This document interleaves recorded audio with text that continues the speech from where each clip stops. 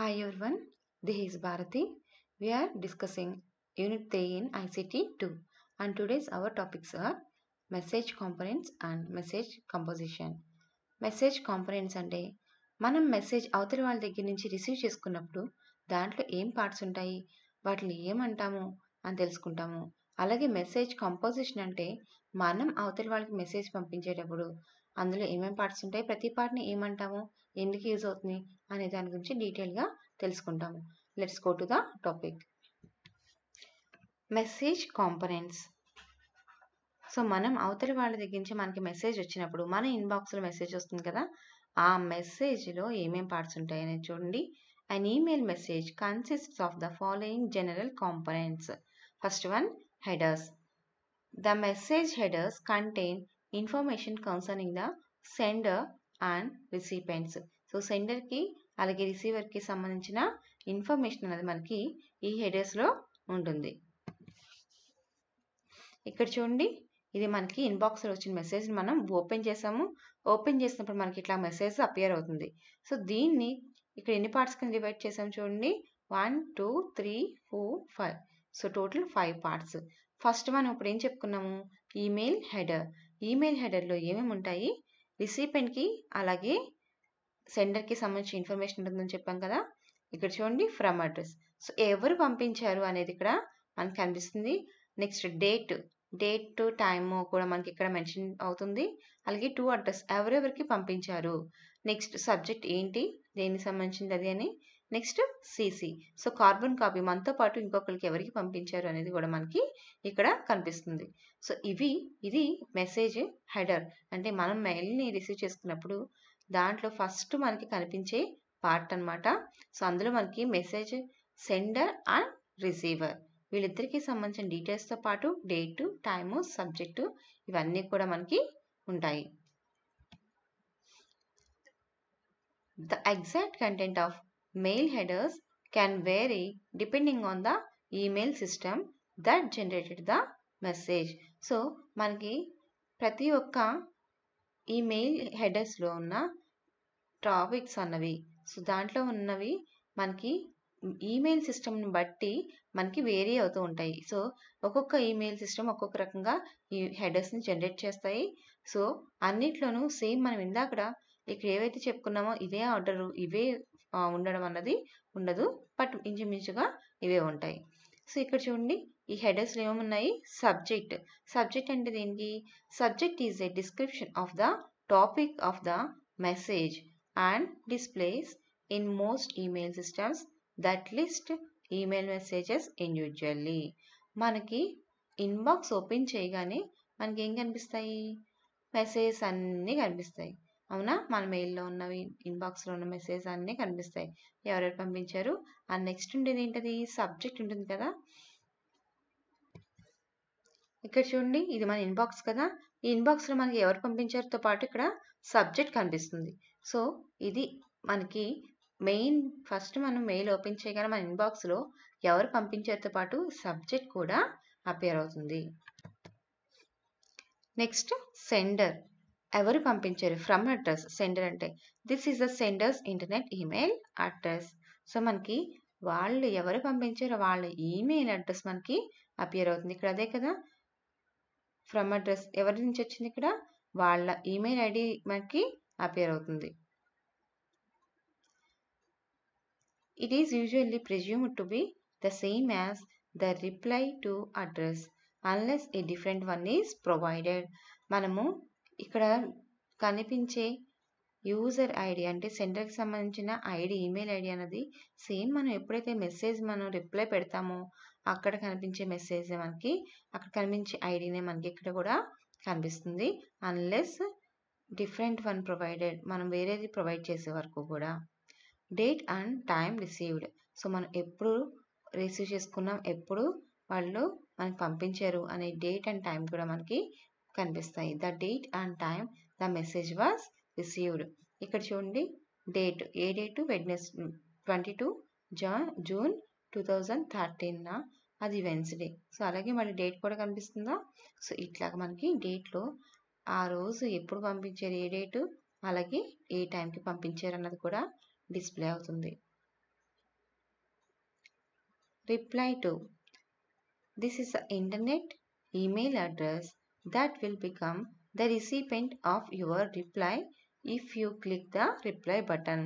So ఎప్పుడైతే మనం reply బటన్ని క్లిక్ చేస్తామో, మనం ఈ రిప్లై గురించి ఇప్పటికే చాలాసార్లు డిస్కస్ చేసుకున్నాం కదా. మెసేజ్ అంతా అయిపోయిన తర్వాత మనకి at the end of the message, so ఇది మెసేజ్ అయితే ఈ మెసేజ్ ఎండ్లో లాస్ట్లో మనకి reply and forward and 2 buttons కనిపిస్తాయి. సో దాంట్లో మనం రిప్లైని కనుక క్లిక్ చేస్తే అప్పుడు ఏమవుతుంది, మనకి ఎవరైతే పంపించారో వాళ్ళ అడ్రస్ అనేది మనకి డిస్ప్లే అవుతుంది అక్కడ. దాంతోపాటు మనకి వాళ్ళు ఏం మెసేజ్ పంపించారు, ఇప్పుడు ఈ మెసేజ్ పంపించారు కదా, ఈ మెసేజ్ కూడా అటాచ్ అవుతుంది మనం ఏదైతే మెసేజ్ కంపోజ్ చేస్తున్నామో. ఓకేనా. సో మనం కంపోజ్ చేసే మెసేజ్తో పాటు ఈ రిప్లై మెసేజ్ కూడా మనకి అపియర్ అవుతుంది, లింక్ అవుతుంది.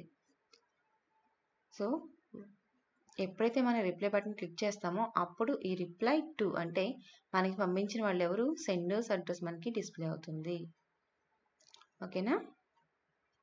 Next recipient. సో ఎవరికి పంపించారు, ఇది టు అడ్రస్. ఇందాక మనం సెండర్ చూసాము, అది ఫ్రమ్ అడ్రస్, ఇది recipient to address. First or last name of email recipient as configured by the sender. ఇక్కడ చూడండి, టు అడ్రస్లో మనకి ఇక్కడ కంప్లీట్గా ఏం డిస్ప్లే అయింది, వాళ్ళ ఈమెయిల్, మన ఈమెయిల్ ఐడి డిస్ప్లే అవుతుంది. మనకి కనుక ఈ మెసేజ్ వస్తాయి, మన ఈమెయిల్ ఐడి వస్తుంది. అలా కాకుండా ఏమైనా షార్ట్ కట్స్లో కనుక సేవ్ చేసుకుంటే వాళ్ళ ఫస్ట్ నేమో లాస్ట్ నేమో కూడా డిస్ప్లే అవుతాయి ఈ టు అడ్రస్లో. Recipient email address, the internet mail address of the recipient are where the message were actually sent. So మనకి ఈ రిసిపెంట్ దాంట్లోనే ఈమెయిల్ అడ్రస్ కూడా కనిపిస్తుంది. ఇక్కడ మనం మెసేజ్ యాక్చువల్గా ఎవరికైతే పంపించామో వాళ్ళకి ఆ రిసిపెంట్ లిస్ట్ అనేది కనిపిస్తుంది. ఇదే కదా టు అడ్రస్ అనేది మనకి రిసిపెంట్ ఆ ఈమెయిల్ అడ్రస్ అనేది కనిపిస్తుంది. Next attachments, files that are attached to the message.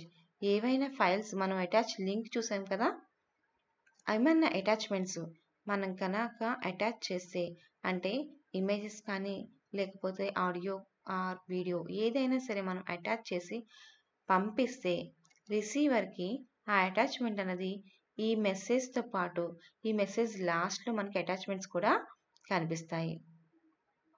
Signature, many email programmes also allow you to include A signature that gets attached to the bottom of your message. ఎక్కడ ఉంటుందంటే signature మనకి bottom of the message. ఇక్కడ చూడండి signature, ఇది కనిపిస్తుందా ఈ part. So ఈ part అనేది మనకి signature.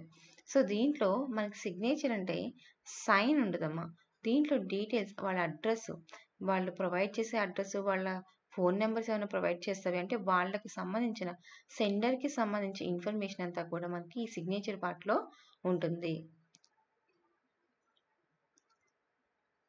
This signature can use it to give additional information about yourself such as your mailing address, your web page address and your phone number. So మన mail address, web page address, అలాగే phone number, otherwise మన stationery. ఇక్కడ చూడండి a signature is similar to letterhead or stationery. అంటే మనం ఎక్కడ ఉంటున్నామో మన అడ్రస్ని provide చేయొచ్చు ఈ సిగ్నేచర్ పార్ట్లో, అండ్ ఫోన్ నెంబర్స్ కూడా. Next body. The body of a message contains text that is the actual content, such as employees who are eligible for the new healthcare program should contact their supervisor by next Friday if they want to switch. ఇది message body అమ్మ. అంటే something ఒక మెసేజ్లో ఇట్లాగా మెసేజ్ని type చేశారు. ఇక్కడ ఏమున్నది, someone accidentally finished off the black bean dip last night అని సంథింగ్ ఇక్కడ మనకి మెసేజ్ బాడీ కనిపిస్తుంది కదా. సో ఇదంతా వాళ్ళు ఏమైతే చెప్పాలనుకుంటున్నారో ఈ మెసేజ్ బాడీలో వాళ్ళు మెసేజ్ని టైప్ చేసి పంపిస్తారు. సో అదే body of the message. The message body can also include signatures or automatically generated text that is inserted by the sender's email system. So మనం ఆ మెసేజ్ కంటెంట్తో పాటు ఇంకా ఏం పంపించవచ్చంట, including signatures or automatically generated text ఓకేనా? So automatically signatures అంటే మనం చూసాము. ఇక్కడ మనం బాడీతో పాటు సిగ్నేచర్‌ని అటాచ్ చేసాము. అలాగే ఇంకా ఆటోమేటికల్లీ జనరేటెడ్ టెక్స్ట్ అంటే ఆల్రెడీ సెండర్స్ ఈమెయిల్ సిస్టమ్స్‌లో మనం ఇన్సర్ట్ చేస్తే ఏదైనా మెసేజ్‌ని మాక్సిమం బిజినెస్ పీపుల్ వాళ్ళకి పంపించేటప్పుడు వాళ్ళ క్లయింట్స్‌కి మెసేజ్ పంపించేటప్పుడు సమ్ గ్రీటింగ్స్ ఏమైనా పంపించాలంటే కామన్ మెసేజ్‌ని ఇన్సర్ట్ చేస్తారు మెయిల్ సిస్టమ్‌లో. సో ఆ ఈమెయిల్ సిస్టమ్ ఏం చేస్తుంది, ఆటోమేటిక్‌గా అందరికీ సేమ్ మెసేజ్‌ని వాళ్ళు ఏవైతే ఈమెయిల్ ఐడీస్ ఇస్తారో వాళ్ళందరికీ కూడా ఆ మెసేజ్‌ని పంపిస్తుంది. సో అది ఆటోమేటికల్లీ జనరేటెడ్ టెక్స్ట్ అంటే. ఓకేనా? సో ఇది body of the content. Next message composition. So ఇప్పుడు మనం ఇప్పటిదాకా ఏం చూసాము, మెసేజ్ కాంపోనెంట్స్ చూసాము. సో మెసేజ్ మనం అవతల వాళ్ళ దగ్గర నుంచి మనం రిసీవ్ చేసుకున్నప్పుడు మనకి ఏమేమి కనిపిస్తాయని చూసాము. ఇప్పుడు మనం మెసేజ్ని కంపోజ్ చేసేటప్పుడు సో దాంట్లో మనకి ఏమేం పార్ట్స్ ఉంటాయన్నది చూడండి. To create and send a new email message follow these steps. మనం మెసేజ్ని సెండ్ చేయడానికి క్రియేట్ చేయడానికి ఈ స్టెప్స్ ఫాలో అవ్వాలి. ఏంటది? First one click compose button. First మనం ఏం క్లిక్ చేయాలి? కంపోజ్ బటన్ని క్లిక్ చేయాలి. ఇదే కదా కంపోజ్ బటన్. సో జస్ట్ మీరు దీన్ని క్లిక్ చేయగానే ఏమవుతుంది, ఇట్లా ఒక బాక్స్ అన్నది అపియర్ అవుతుంది. ఇది మనం మెసేజ్ని కంపోజ్ చేసుకోవడానికి మనకి బాక్స్ అనేది అపియర్ అవుతుంది. దీంట్లోనే మనం మెసేజ్ని కంపోజ్ చేస్తామని మనం చెప్పుకున్నాం, అవునా? సో ఇప్పుడు ఆ కంపోజ్ బటన్ మనకి ప్రెస్ చేయగానే మనకి ఫస్ట్ కనిపించేది ఏంటది? టు అంటే ఎవరికి పంపించాలనుకుంటున్నాము అనేవి మనం అక్కడ ఈమెయిల్ అడ్రస్ని ఇస్తాము, అవునా? Type the recipient's email address in the to box. Enter multiple addresses by separating them with a comma. అంటే మనం ఒక్కరికి పంపించాం కదా, మల్టిపుల్ పర్సన్స్కి పంపిస్తాం. ఆ మల్టిపుల్ అడ్రసెస్ని ఎలా ఇవ్వాలి? Separating comma. సో ప్రతి ఒక్క మెయిల్ ఐడి ఇచ్చిన తర్వాత మనం జస్ట్ నెక్స్ట్ మెయిల్ ఐడికి మధ్యలో ఒక కామా పెడితే సో అవి సపరేట్ అవుతాయి. Next note, if the person is in your address book you can just start typing the email address or the name you have entered as their display name and a list of choices will appear. మనకి address బుక్లో కనుక మనకి ఆ person name ఉంటే just address బుక్లోకి వెళ్ళి add చేసుకుంటే పర్సన్ని సరిపోతుంది. మనం టైప్ చేయని అవసరం లేదు ఈమెయిల్ ఐడిని. సో జస్ట్ మీరు యాడ్ చేసుకున్న తర్వాత ఏం చేస్తాము, జస్ట్ డైరెక్ట్గా మనం మెసేజ్ని టైప్ చేయడం స్టార్ట్ చేస్తాము. Just choose the correct one from the list. మనకి ఏదైతే ఐడి కావాలో ఎవరికైతే పంపించాలనుకుంటున్నామో ఆ ఐడిని మనం జస్ట్ సెలెక్ట్ చేసుకుంటే సరిపోతుంది లిస్ట్ నుంచి. Next CC. In the CC box carbon copy type the email addresses you want to receive a copy of the email. మనం మెయిల్ పంపిస్తున్నాము బట్ దాంతోపాటు అదర్ పీపుల్స్కి కూడా, అంటే మనం పంపించిన దానికి ప్రూఫ్ ఉండాలి. ఒక్కరికే పంపిస్తున్నాము. సో మేబీ బిజినెస్ ఇష్యూస్ అయితే కనుక మనం వాళ్ళకి పంపించామా లేదా అన్నది ప్రూఫ్ కోసం ఏం చేస్తాము అంటే కొంతమంది అదర్ పర్సన్స్ కూడా ఇట్లా మేము పంపిస్తున్నాం వాళ్ళకి అని చెప్పి మనం సేమ్ మెసేజ్ యొక్క కాపీని అదర్ పర్సన్స్ కూడా పెడతాము. సో అట్లాంటప్పుడు మనం ఈ కార్బన్ కాపీ సిసి అనే ఆప్షన్ని యూజ్ చేస్తాము. ఇక్కడ చూడండి, టు అడ్రస్ ఎవరికి పంపిస్తున్నామో పెట్టాము. దాంతోపాటు ఇంకా ఏం పెట్టాము, యాడ్ సిసి అంటే వాళ్ళతో పాటు ఇంకా ఎవరికి మనం పంపిస్తున్నామో ఆ కాపీని అనేది కూడా మనం మెన్షన్ చేసాము. సో అది ఇక్కడ add CC. Okay. A recipient who is CC is able to see and correspond with the other recipients of the message. So ఎవరికైతే పంపించారో వాళ్ళకే కాకుండా ఈ సీసీలో మనం ఎవరైతే మనం ఈమెయిల్ ఐడి ఇస్తామో వాళ్ళు కూడా ఆ కరస్పాండింగ్ మెసేజ్ని అదర్ పర్సన్తో పాటు వాళ్ళు రిసీవ్ చేసుకుంటారు. బీసీసీ అంటే మనకి blind carbon copy. In the BCC box type the email address you want to receive a copy of the email. మనము ఈమెయిల్ని ఎవరికి పంపించామో వాళ్ళతో పాటు ఇప్పుడు మనం సీసీ చెప్పుకున్నాం కదా, అదర్ పర్సన్కి కార్బన్ కాపీ పంపిస్తున్నాము అని చెప్పి. అలాగే ఇది కూడా కార్బన్ కాపీనే, కానీ ఇక్కడ ఏంటి డిఫరెన్స్, బ్లైండ్ అంటే మనం ఎవరికైతే టూ అడ్రస్ని మెన్షన్ చేస్తామో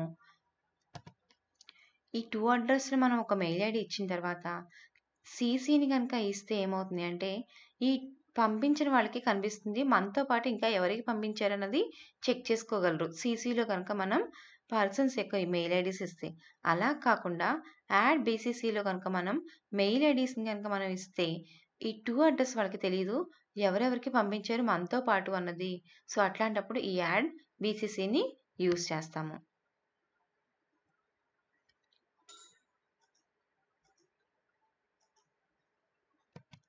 The email addresses of recipients who are BCC will not appear in the headers of the message. ఇందాక మనం హెడర్‌లో చూసాం కదా!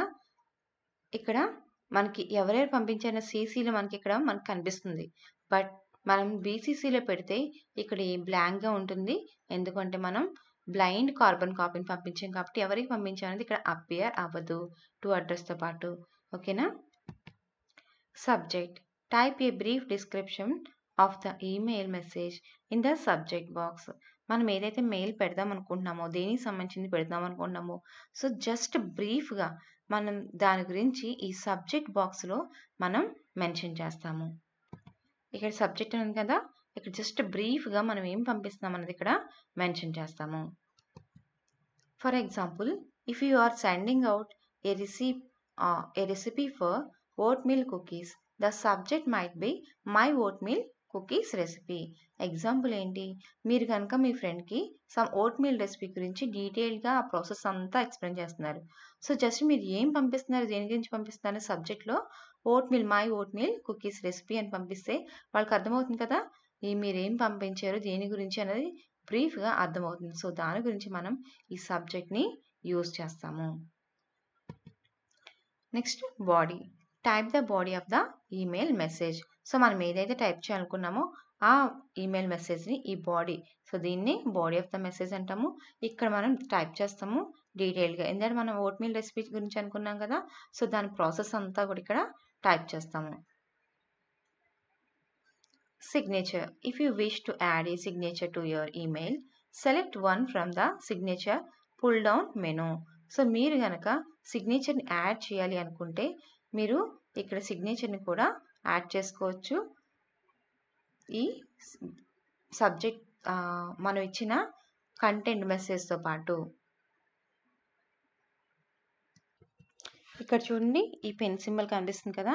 ఇది మీరు సిగ్నేచర్‌ని యాడ్ చేసుకోవడానికి యూజ్ చేసే ఆప్షన్. సో, దీన్ని క్లిక్ చేసి మీరు మనం సిగ్నేచర్‌ని మన మెసేజ్ బాడీకి అటాచ్ చేస్తాము. సిగ్నేచర్ అంటే ఏంటి? మనకి సంబంధించిన డీటెయిల్స్ సమ్ వెబ్‌సైట్‌కి కానీ, వెబ్ పేజ్‌కి కానీ, అట్లాగే లేదు అంటే మనం స్టేషనరీ అంటే మనం ఎక్కడైతే ఉంటున్నామో సంథింగ్ డీటెయిల్స్ ఏమైనా అడ్రస్‌కి సంబంధించిన డీటెయిల్స్ ఏమైనా యాడ్ చేయాలనుకుంటే ఈ సిగ్నేచర్‌ని యూజ్ చేసి మనం యాడ్ చేయొచ్చు. Next attach.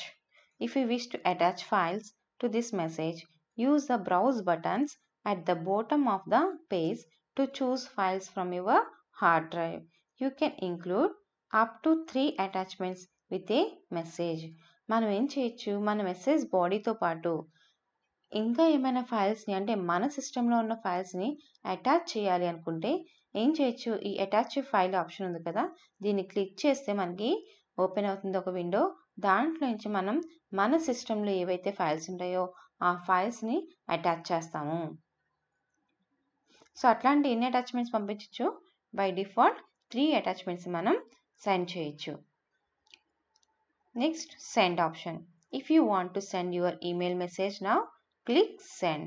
సో, మనకి మొత్తం అంతా కూడా 2 అడ్రస్ ఇచ్చాము. బీసీసీ కానీ, సీసీ కానీ ఇచ్చాము అడ్రస్‌లు.